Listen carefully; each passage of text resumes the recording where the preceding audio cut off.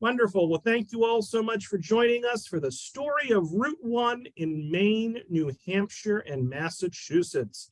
Author Susan Bregman is going to give a presentation based on her brand new book, Along Route 1. And so a little bit about Susan. She's the author of Arcadia Publishing's New England Neon and New England Candlepin Bowling. I think Susan presented New England Neon here in person pre-COVID, and we had her present on Candlepin Bowling a couple years ago on Zoom. A native New Yorker, Susan moved to Boston after graduating from college and never left. The remarkable photographs in her book come from historical societies, museums, libraries, universities, and private collections. Again, I want to thank the Friends of the Library, the Corning Foundation, and the 15 libraries that helped promote the program. So all 250 of us who are watching live and the many more that will watch the recording on demand, let's give a big virtual round of applause to Susan for joining us here tonight. And Susan, you can take it away. Thanks so much. All righty. Thank you, Robert. Great introduction. This, I want to say, is the inaugural presentation about Along Route 1. The book came out last month, and I am thrilled to be here for the third time. So thank you for inviting me back.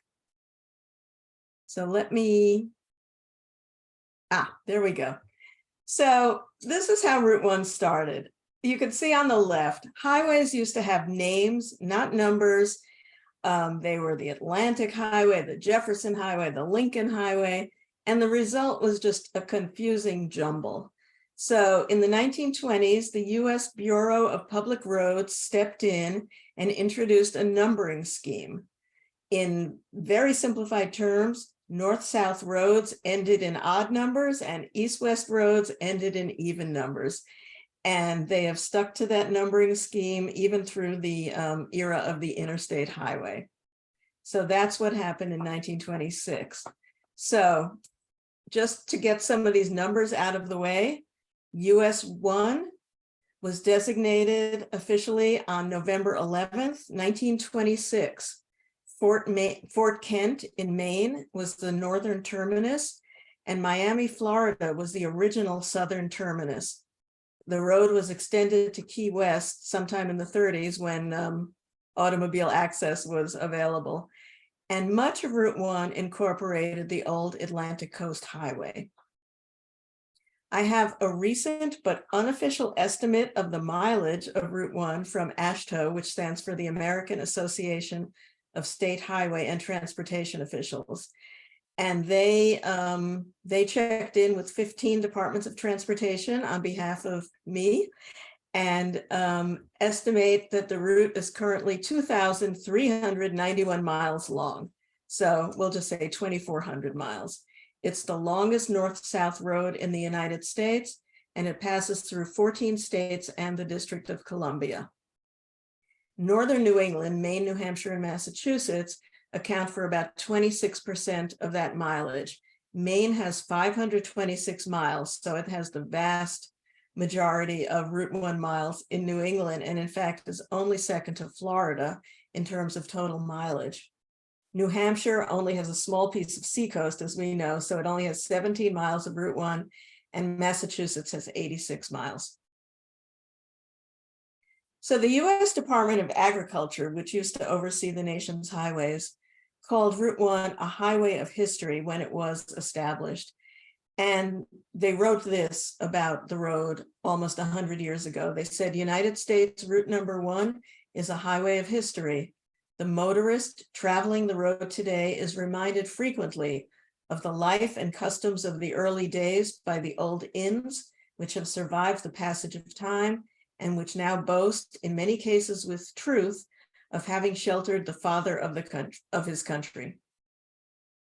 But Route 1 also documents a changing America, changes in the way we travel, do business, and play.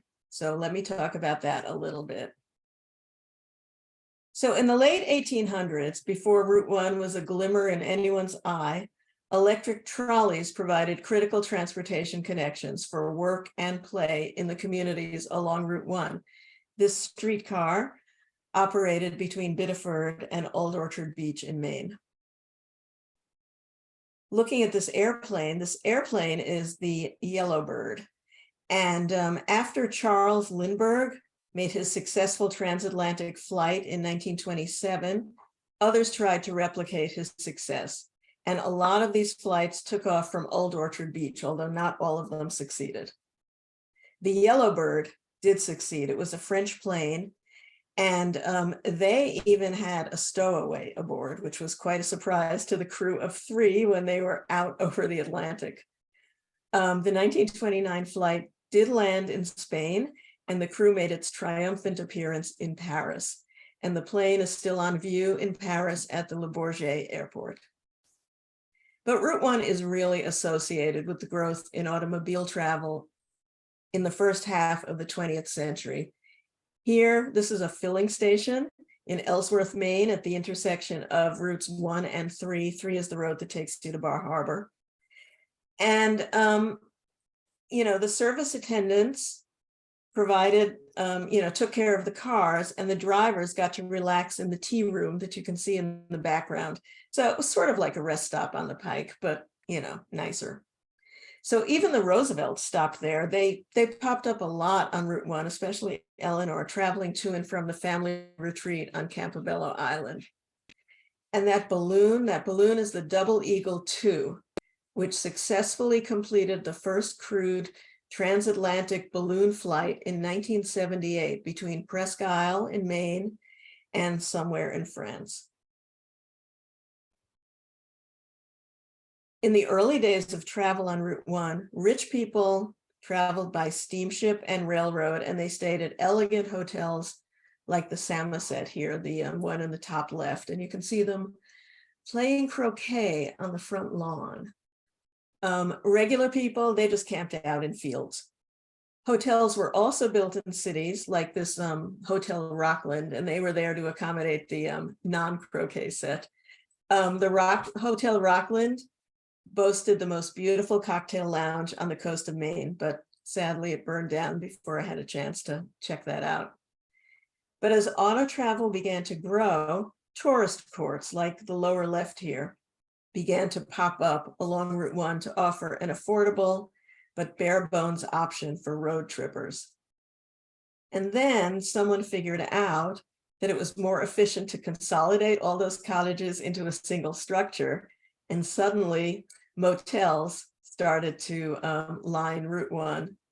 And of course, eventually independent motels were replaced by and large by chain operators.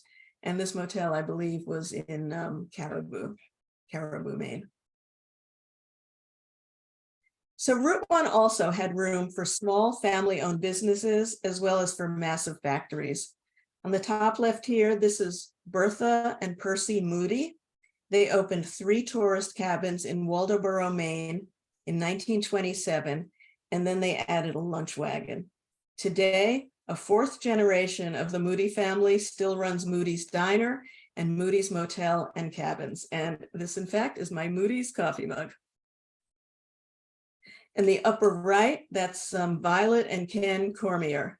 They transformed a drive-in restaurant in Saco into Funtown, Splashtown, USA.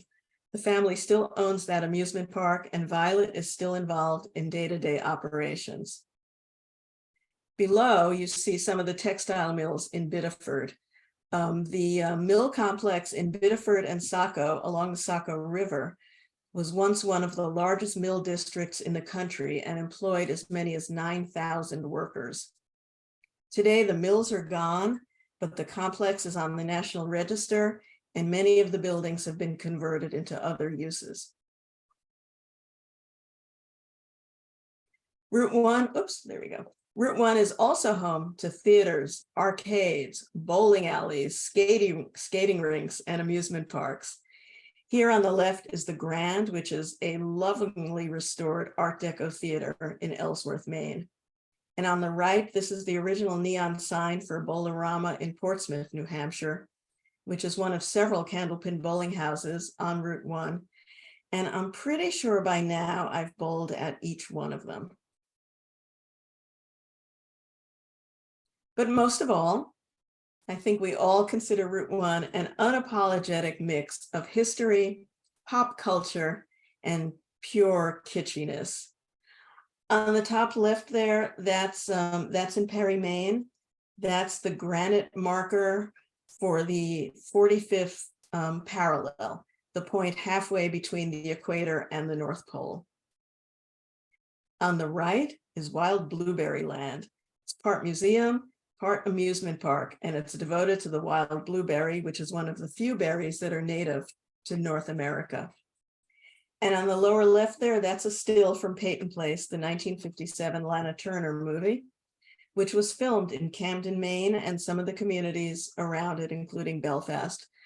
The movie was based on a novel that was considered so scandalous in its day that producers had a hard time finding a New England town willing to host the film crew, because the book was set in a fictional, I believe, New Hampshire town.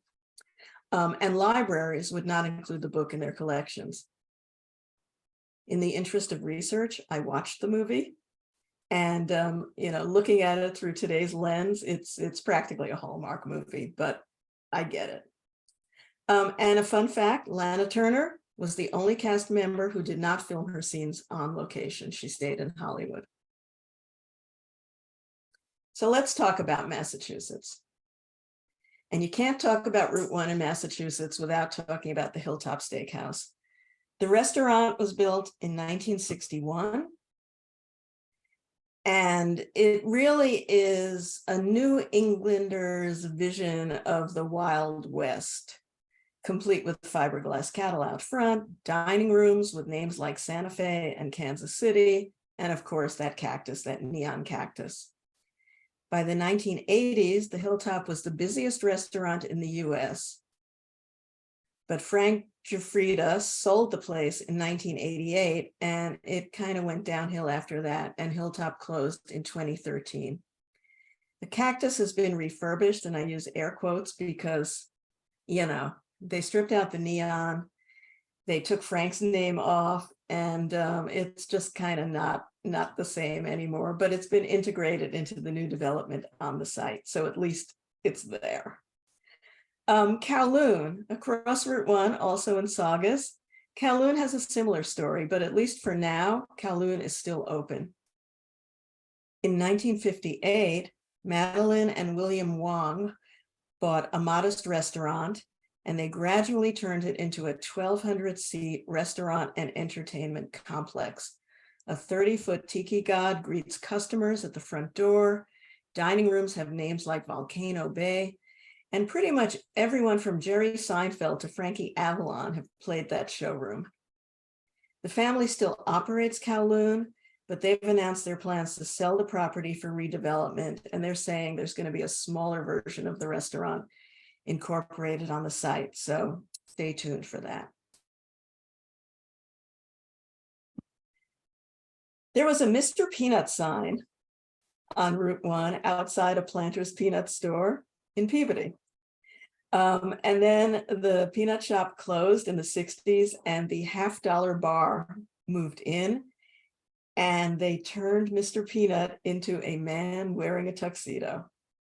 The bar closed about 20 years later in the 80s, and Planters Peanuts swooped in, rescued the sign, restored it, and placed it on display at its plant in Fort Smith, Arkansas. Fern's Motel is in Saugus. It opened in the early 1950s and was demolished in 2015.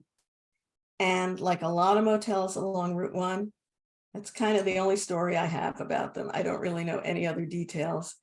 I know that the plastic sign that replaced this neon number is still standing, last I checked, but it's covered with graffiti, and the motel itself is gone.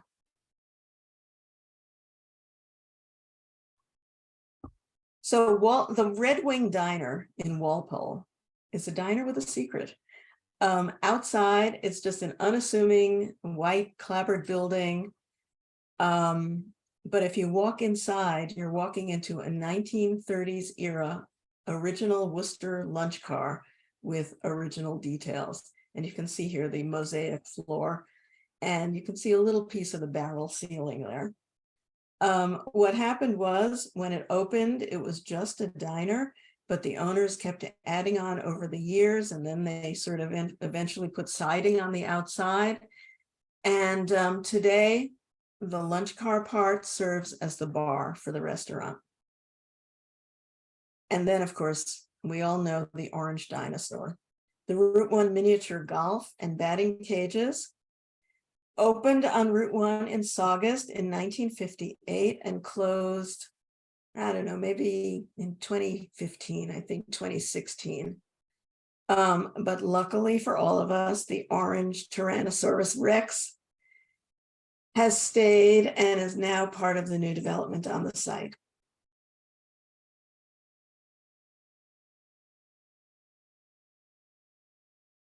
So the USS Constitution is the oldest commissioned ship in the US Navy. It was launched in 1797, and she earned the nickname Old Ironsides in the War of 1812, when enemy cannonballs appeared to bounce off her thick oak hull. I was going to say skull, her hull. The Constitution was retired from active service in 1881, and today hangs out at the former Charlestown Navy Yard. It's open for public tours, and here are tourists back in around 1930 lining up to get a view of the old ship. The fake ship is the old Ship's Haven restaurant, which opened in Linfield around 1930. Customers would cross a gangplank to enter the nautical-themed dining spot, and the restaurant claimed its portholes were as authentic as anything used in a real ocean liner. It was eventually known just as the Ship, and it closed and was demolished in 2017.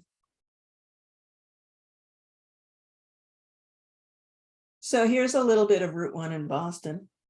On the left is the Tobin Bridge, officially the Maurice J. Tobin Memorial Bridge, which opened in 1950 and of course spans the Mystic River between the city of Chelsea and the Charlestown neighborhood of Boston. The Tobin brings Route 1 into Boston or out of Boston, and through Boston, the highway travels concurrently with I-93 and Massachusetts 3. The bridge played a supporting role in the book and the movie Mystic River. And I'm sure many of you remember when notorious murderer Charles Stewart jumped off the Tobin to his death in 1990. On the right, you see the Central Artery under construction in downtown Boston next to the old Custom House Tower. Well, it's still the Custom House Tower. The official name of the Central Artery, of course, was the John F. Fitzgerald Expressway, and it was an elevated highway that also opened in 1950, and as I said, carried I-93, US 1, and Massachusetts 3 through downtown Boston. The highway couldn't handle the growing traffic congestion, and the elevated roadway was replaced with an underground highway as part of the complex and costly construction project that we all fondly remember as the Big Dig. The old structure was dismantled in 2004. So one of the things I loved was finding connections between these landmarks along Route 1 that were really miles apart.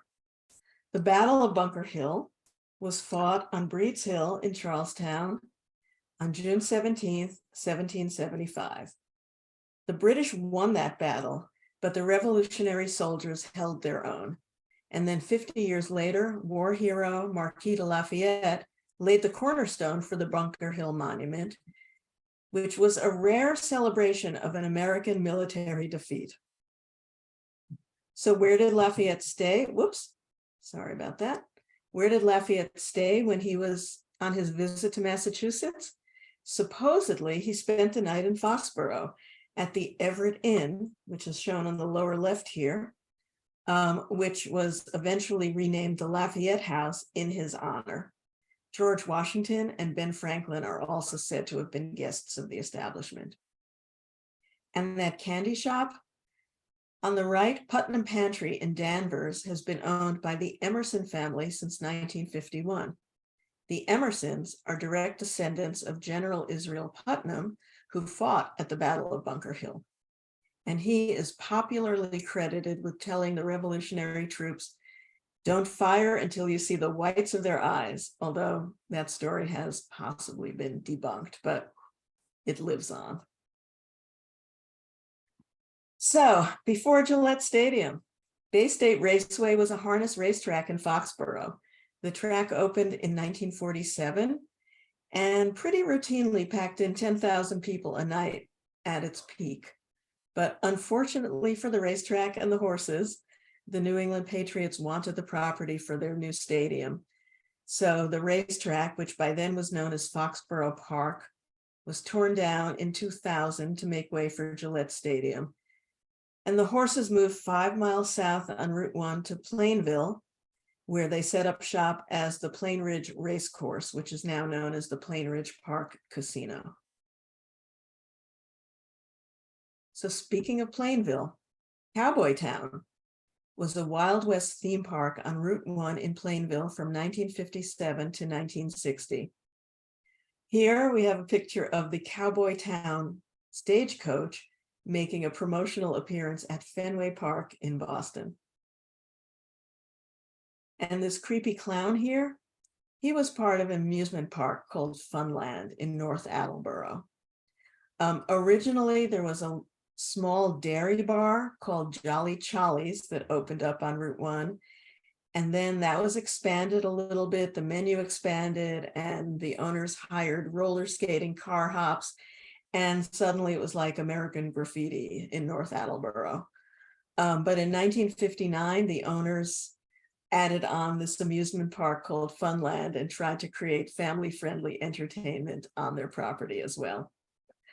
Jolly Charlie's was sold in 1972, and I don't know what happened to this clown. So let's go to New Hampshire. So the Portsmouth Naval Shipyard, also known as the Portsmouth Navy Yard, was established in 1800, and it's the US Navy's oldest continuously operating shipyard. However, despite its name, the facility is not in Portsmouth, and it's not even in New Hampshire, but it's part of Kittery, Maine. The Naval Yard produced its first battleship in 1814, and workers built and repaired vessels for pretty much the next 100 years. And then the shipyard began to manufacture submarines in the early 20th century. And during World War II, it built more than 70 subs. This is a 1941 view of the Navy Yard, and you can see Route 1 in the foreground. This submarine shown here, this is the USS Albacore. It was a US Navy test submarine and was built at the Portsmouth Navy Yard and was commissioned in 1953. After almost 2 decades serving as a floating laboratory, she was decommissioned in 1972 and ended up in Philadelphia. But the Albacore returned to New Hampshire in 1985 and now operates as a museum in Portsmouth. So Howard Johnson's is pretty much synonymous with road travel in the US, especially mid-century road travel. This is the Portsmouth Howard Johnson's on the left, and it was moved in 1949, excuse me, to accommodate construction of the Portsmouth traffic circle. On the right is Yokin's in Portsmouth. In 1947, Harry Yokin opened a restaurant in Portsmouth, and by 1972, Yokin's had seating for 500 customers and served 500,000 meals a year. The restaurant closed in 2004 and the building was torn down, but a few local businesses stepped up to restore and relight the beloved "Thar She Blows" sign, and that's still standing on Route 1 and blows every night.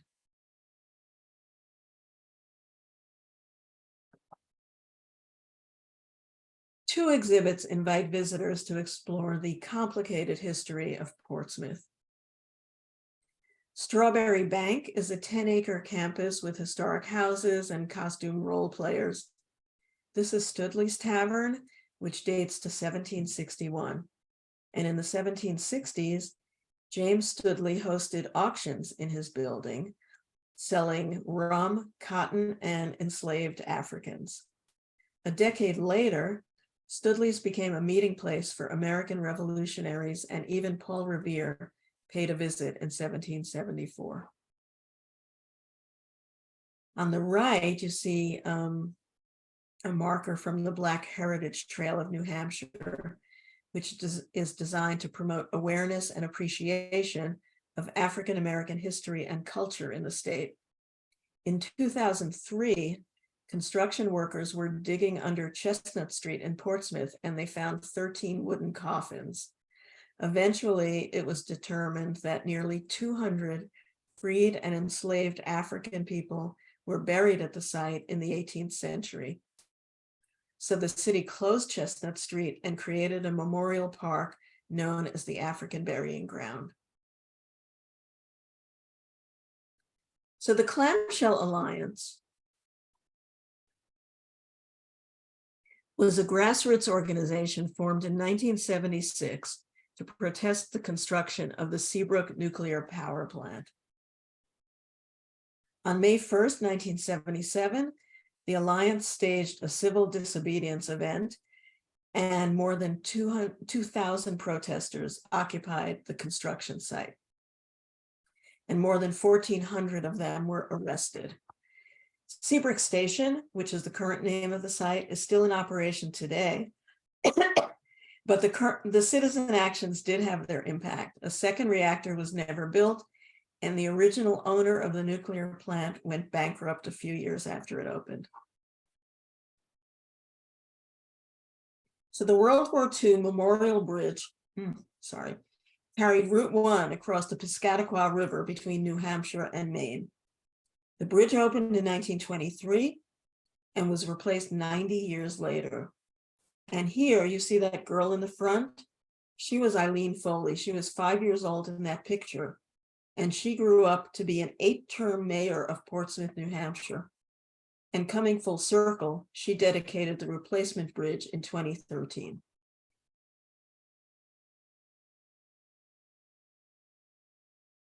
So now let's look at Route 1 in Maine.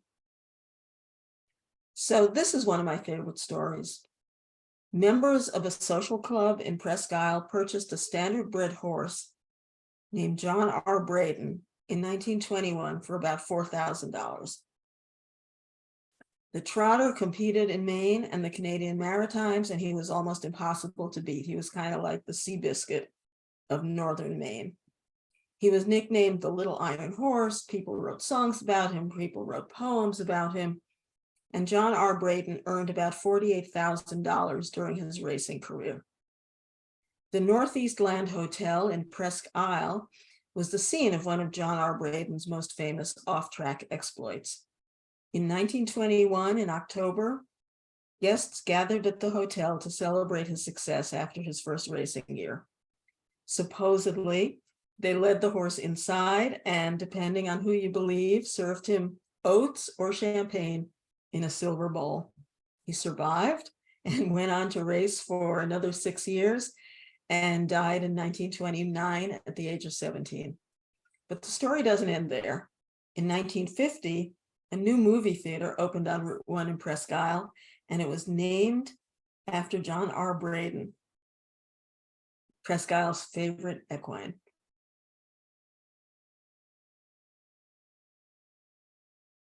So lobster fishing is one of the largest and probably the most visible parts of Maine's economy. In 2021, the Maine lobster catch was 108 million pounds, and it was worth a record high $725 million. The industry employs about 4,000 people directly, and thousands more work in related businesses. In Aroostook County, farmers began growing potatoes in the early 1800s, but it really was the arrival of the Bangor and Aroostook Railroad at the end of the 19th century that brought Maine potatoes to the world. And by the 1940s, Maine led the United States in potato production, And the red, white, and blue, I know this is black and white, but the red, white, and blue freight cars were a familiar sight. And this picture on the right, these are schoolgirls brandishing potatoes as part of the 1940 potato barrel rolling contest in Presque Isle. One of my favorite pictures. So this is Big Jim. Big Jim is a 40-foot tall sign who originally was in Kittery and originally was carrying a sardine can that read, "Maine sardines welcome you to vacation land and sardine land." Eventually, he was moved to Stinson Seafoods in Prospect Harbor, which was a sardine cannery. But when Stinson closed and left Maine without any sardine factories, a lobster processor took over the plant and swapped out the sardine can for the lobster trap.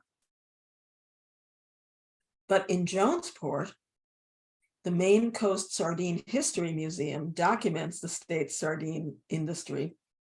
And there's what I like to call Little Jim on their wall.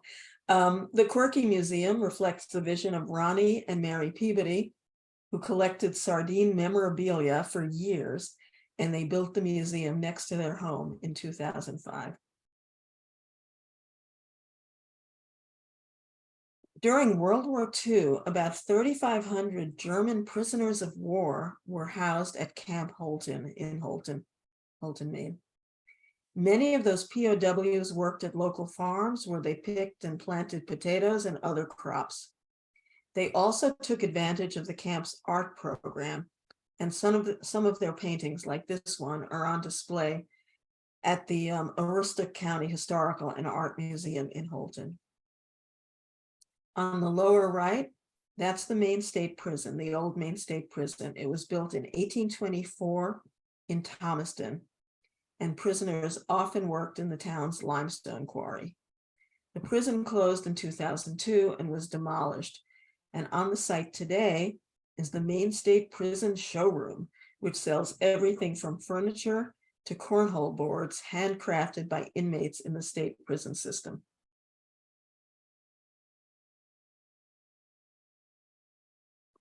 The Casco Bay Trading Post opened in South Freeport in 1947. And this 30-foot statue, which is sometimes known as Chief Passamaquoddy, sometimes known as the Big F Indian, supposedly the F stands for Freeport, was installed in 1969. The statue has become a little controversial recently because of its perceived cultural insensitivity, and its future is unknown. The trading post itself closed in 1989. And on the right, of course, that's the Bootmobile. Leon Leonwood Bean returned from a 1911 hunting trip with wet feet and an idea for a new kind of hunting boot. Once he got the design perfected, he opened the first LL Bean store on Main Street in Freeport. Today, a giant hunting boot stands outside the flagship store, and the Bootmobile is parked nearby, ready to roll.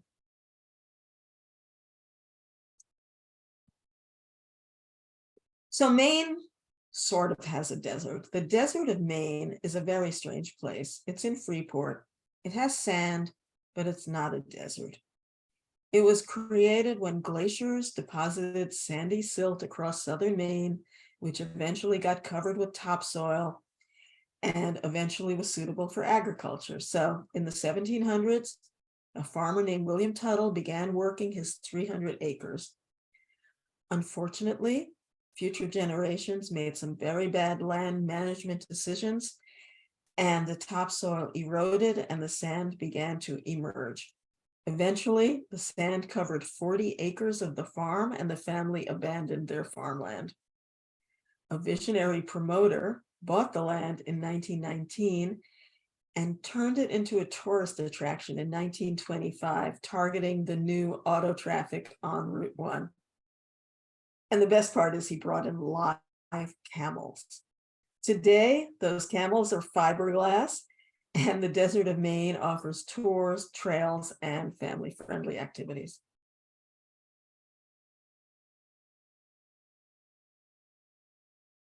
So starting in the 1930s, Maine cities and towns had festivals to celebrate pretty much everything from potato blossoms to lobsters.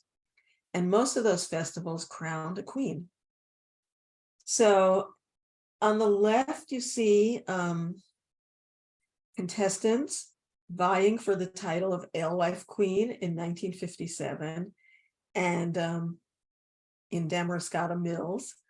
The alewife is not just a stop on the red line.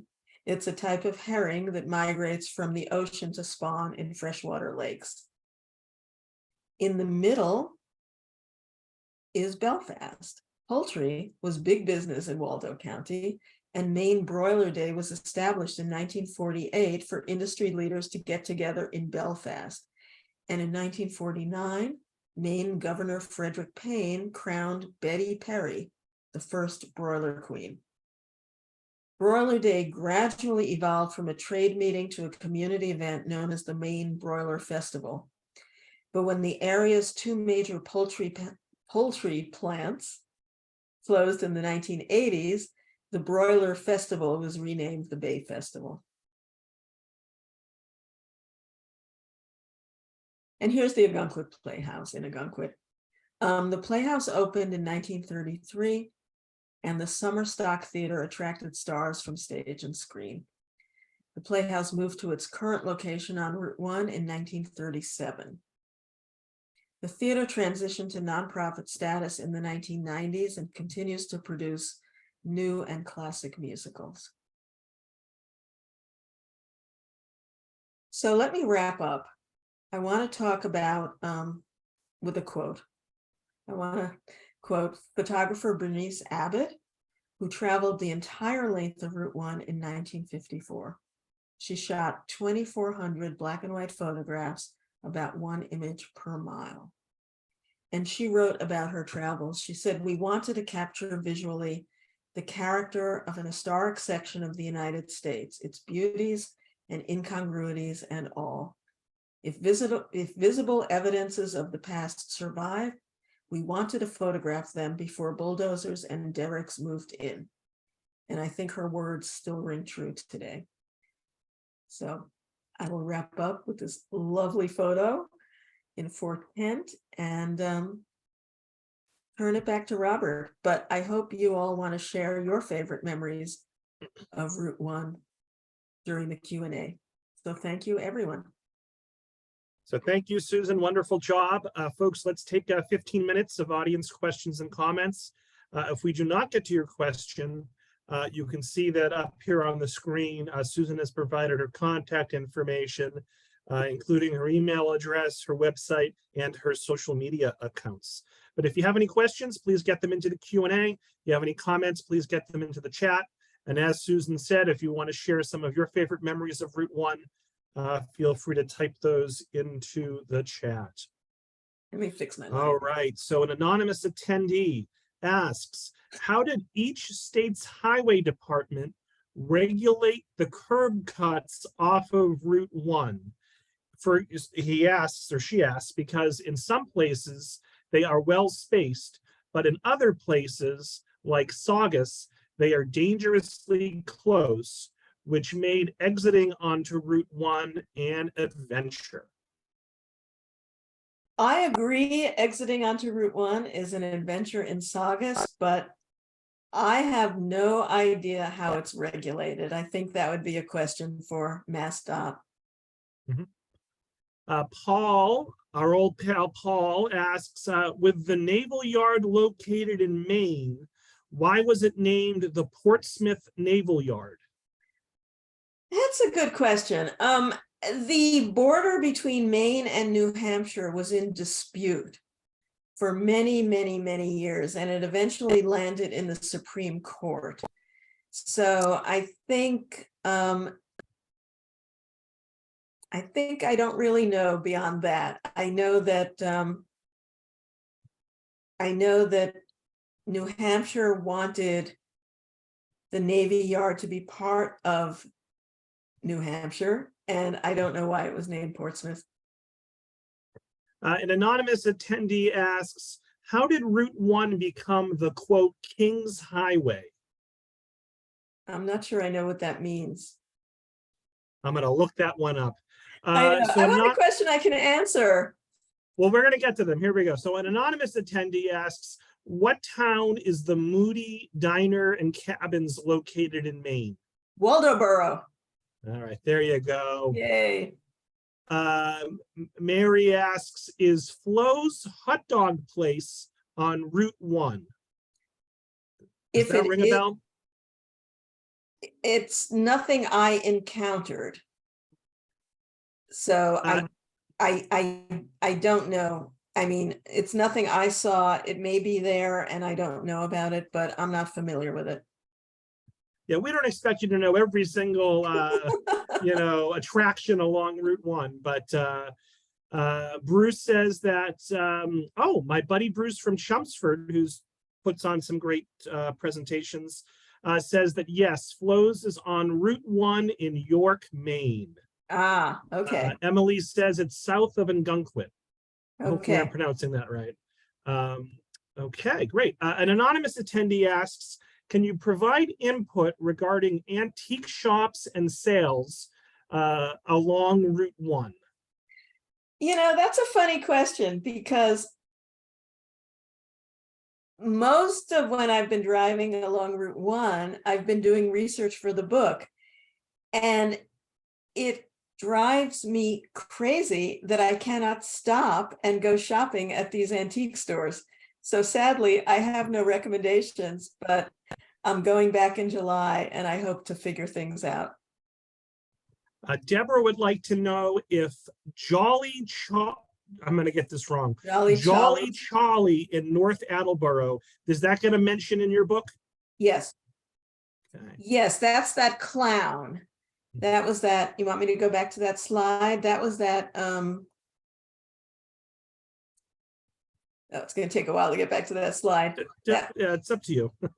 That was that slide in the clown in North Attleboro. There he is. So you only see the top of the clown, but he actually was full size and formed the entrance to Funland, and you had to kind of walk underneath him. His legs formed an arch at the entrance to the park.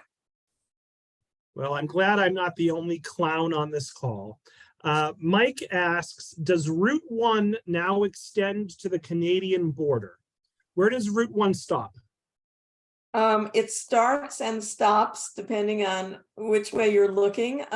In Fort Kent in Maine, which is at the Canadian border at the St. John River. Mm-hmm. An anonymous attendee wants to know, what was the scandalous book you referenced, Peyton Place? I think you kind of hinted at it at the beginning of your talk. Can you tell us about the scandal there? Well, the book was called Peyton Place. Oh, there you go. It was set in a fictional town in New Hampshire, and it was about, small town life, but I haven't read the book. I've only seen the movie, and it was a TV show in the 60s with Ryan O'Neal, and Mia Farrow, I think. Oh. And I'm sorry, this light is not right there. And in the movie, there are scenes of domestic abuse. There's an abortion, there's teenage pregnancy, there's all that kind of stuff, mm-hmm. which, in the 50s was very, very, very scandalous. Mm-hmm. Carol asks. Grace Metalios was the author. I'm not sure. I'd have to look it up to see how to spell it. Gotcha.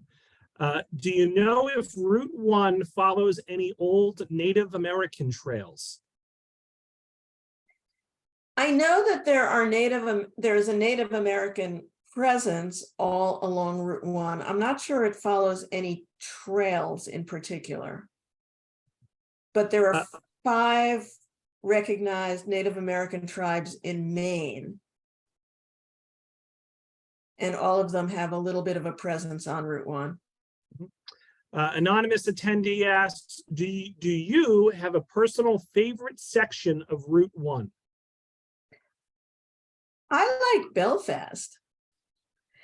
I only talked a little bit about Belfast here in the presentation, but Belfast has some very cool stuff. It has this place called Perry's Nut House, which was originally opened in the 40s, I think, and it sold, like exotic nuts and, pecans and Brazil nuts and blah, blah, blah. But the owner also had a penchant for collecting exotica. So there was, a giant man-eating clam. And there is still a stuffed albatross, a taxidermied albatross there, and all sorts of crazy stuff there. And Eleanor Roosevelt stopped there. So, and on the front lawn, there were all these sculptures of animals. And then at some point it was sold, the animals were auctioned off. And then there was an elephant that was purchased by the Colonial Theatre in downtown Belfast, and it was installed on their roof. And I believe his name is Hawthorne. Perhaps the person from Belfast can confirm that. So Joy writes, did Route 1 start as a mail route between the colonies? And someone else asks, was Route 1 a main path for horses and carriages from Boston to northern Maine during the Revolutionary days? I didn't really go into the revolutionary history of Route 1, except for some of those battles. I mostly focused on the road from 1926 onward. I suspect some of these were carriage paths. I know that, for example, that Lafayette House in Foxborough was part of a stagecoach route. I know that there was a stagecoach route that went through Calais, Maine. So certainly there were pieces of it. I know that Route 1 connected the old Atlantic Coast Highway for the most part, but I would have to do more research about colonial paths. All right, so I'm going to jump into the chat now, Susan, where there's lots of comments and questions. We won't get to all of them. Joel notes that Kings Highway in Connecticut, a portion of that was also Route 1, so that might be what was referenced in the one of the first questions I asked you. So Kings Highway in Connecticut was also a portion of Route 1. Let me see here. Joel says Payne's Place was based in Gilmanton Ironworks, New Hampshire. So Elaine says, absolutely wonderful presentation. It brought back so many memories of Route 1. Karen says, excellent presentation. Christine notes that she grew up on Route 1 in Saugus. My father ran the Carvel ice cream stand for many years, next to the Dino mini golf. Cool. Let's see here. We've answered Joy's question. Mike says, thank you for an interesting presentation. So many great memories. Doug says, Route 1 was a big part of my childhood as a travel route to my grandparents in East Boston. It still pains me that the cactus is defaced with a Starbucks sign. Let's see. Abby says that Howard Johnson in Danvers along Route 95, parts of original Route 1 is one of her favorite memories. Let's see here. Valeria, apologize for any mispronunciations. She writes, when I got my driver's license, the first place I headed was Route 1. From where I lived in Swampscott, it was one place you could only get to by car. No buses actually ran there from Lynn. It can still be very stressful pulling into Route 1 traffic. Yes, I agree. Yes, I agree. Deborah says, I grew up going to the drive-in Revere just off of Route 1 in Revere. It was so much fun. And Deborah asks, is the drive-in mentioned in your book? No. Is that a drive-in theater or like a drive-in restaurant? I'm assuming it was a theater, but it was in Revere. So Deborah, if you have any additional information, let us know. more context. Frank says, fascinating presentation. Abby says, how about the amusement park in Newbury? Is there an amusement park in Newbury? I believe there was. It's not in the book, but I believe it was owned or promoted by the same person who owned Cowboy Town. I think he had a few themed amusement parks. Sharon says that Flo's Hot Dogs is actually in Cape Nettic, Maine. Okay, so we've got Cape Nettic is part of going. Cape Nettic is part of York, so yeah, that's all consistent. Yeah. Judy says, thank you. I enjoyed this presentation. Pat confirms what you said. Peyton Place TV show was the first nighttime soap opera. It starred Mia Farrow and Ryan O'Neal, who were unknown actors before it aired.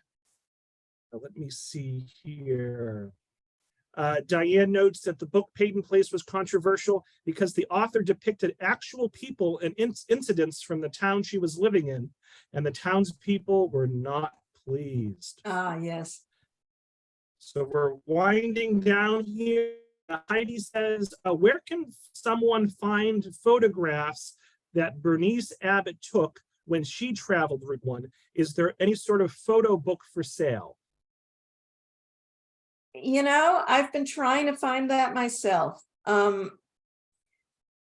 have been occasional exhibitions, but there hasn't been one lately. There's a gap. And what's interesting also is Bernice Abbott retired to a small town in Maine and sort of toward the end of her life just took photos locally in Maine, and there's a gallery in Ellsworth that represents some of those photos, but those are not Route 1 photos. Her Route 1 photos are hard to find. I've sort of checked with some galleries and they're hard to find. So in the chat, Deborah confirms that the drive-in was a movie theater. It had a playground, a food stand, and it showed double features. And then Linda confirms in the chat that it was the Newbury theme park was called Adventureland. Okay. Mariette says this was lots of fun. Thank you. Kathy said, I really enjoyed the presentation. It was a flashback to so many landmarks of things I remembered. It was great to hear the backstory of so many of these places. I love the Yokin's whale sign and very happy to see it brought back. And I loved going to the Kowloon and the Hilltop. Cheryl says, thanks for this information.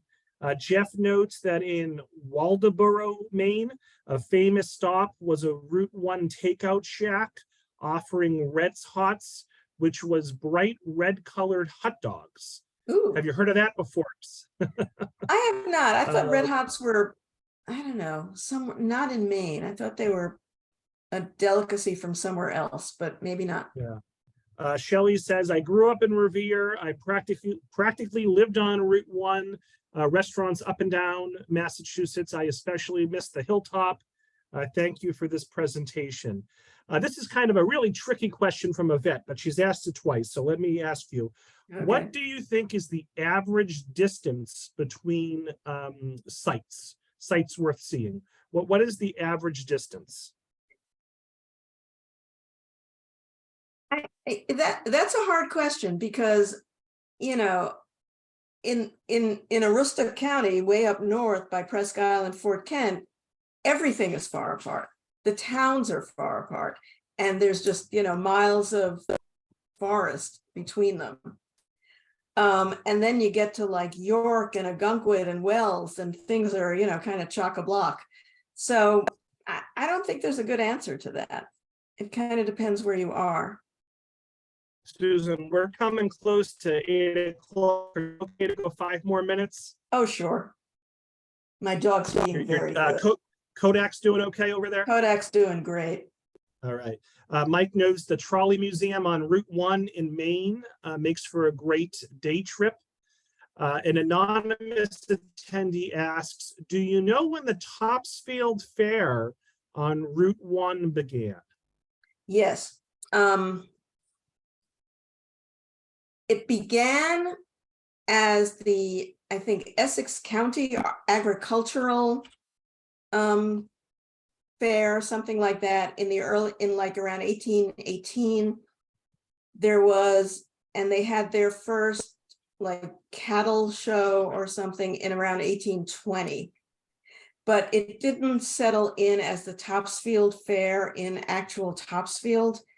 It bounced around Essex County for about 100 years. I think in around 1910, it settled in Topsfield. But it's in the book. I'd have to confirm those dates, but I think that's about when it was. Jane in the chat says it's the oldest fair in the country. And Shelley says the Topsfield Fair started with cattle and then the 4-H club. Okay. Susan says near and across from Kowloon's was a place called Puppy Haven. Ooh. I used to beg my parents to stop there, and I would beg my parents to let me get a dog, but they never did. Oh, I'm sorry, Susan. Anonymous attendee says this was totally delightful. I did mini golf with a dinosaur many times.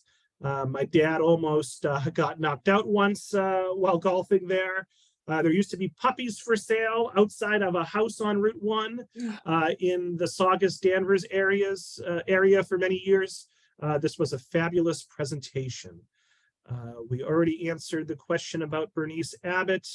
Mike wants to know, how far south have you traveled on Route 1?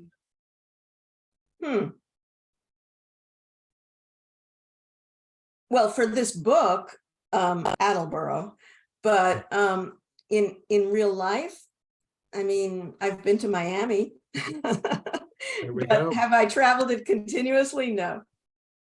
Lynette asks, what can you tell us about the rerouting of Route 1 through Newburyport?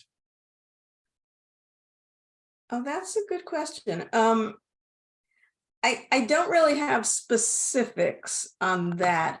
I know that one of the reasons the mileage varies so much with different estimates is because of things like rerouting and detours and business, business one and route, so, but yeah, I don't really know the answer to that specifically. I'm sure this person is just asking for a friend, Susan, but an anonymous attendee asks, are there or were there any strip clubs or racy clubs or bars along Route 1? Well, yeah, there was the Golden Banana. Where was that? Saugus? I'm not sure. That was a strip club, right? I wouldn't know, Susan. I've heard. I'll take your word for it. Do any of those types of attractions make your book? I wanted to include that one, but I honestly, there was like no information about it. So I just, and no photos. So it ended up not being in the book. Right. There was a jazz club. The Golden Banana is in Peabody, is what I'm told. So, but let's change this subject, Susan. An anonymous attendee asks about Wares Beach in relation to Route 1. Is Wares Beach on Route 1? No, Wares Beach is on US 3 in Laconia, New Hampshire. Not even close. Attendee, this is the last reference to Golden Banana. Anonymous attendee says, I was shocked when a date took me to the Golden Banana and I shouted out, they're all naked. Anonymous attendee says the Jolly Charlie's clown sign was and always will be creepy to me. I think it makes sense now why, when I was a kid, I developed clown phobia. What kid would want to walk through a clown's leg to enter the park? It was creepy. Yeah. And we're gonna wrap up with these 4 comments. Jane says, great presentation. I live in Danvers. My first job was at Putnam Pantry on the southbound side of Route 1. Pat says, I lived near Route 1 in New Jersey and also in Virginia. It looks the same, with lots of chains and some fun local businesses. Joel has a great comment. On Route 1 in Saugus, or maybe Linfield, was Lenny's on the Turnpike, which Yes. was a jazz and pop music venue that had national acts, including Paul Butterfield and Miles Davis. Did that one happen to make your book? It made my book, and it almost made this presentation tonight, but I was worried about time. Lenny's on the Turnpike was a jazz club, and Duke Ellington played there, and Buddy Rich, and really it attracted all the national level jazz luminaries played there. And then one night it burned down and it never opened again.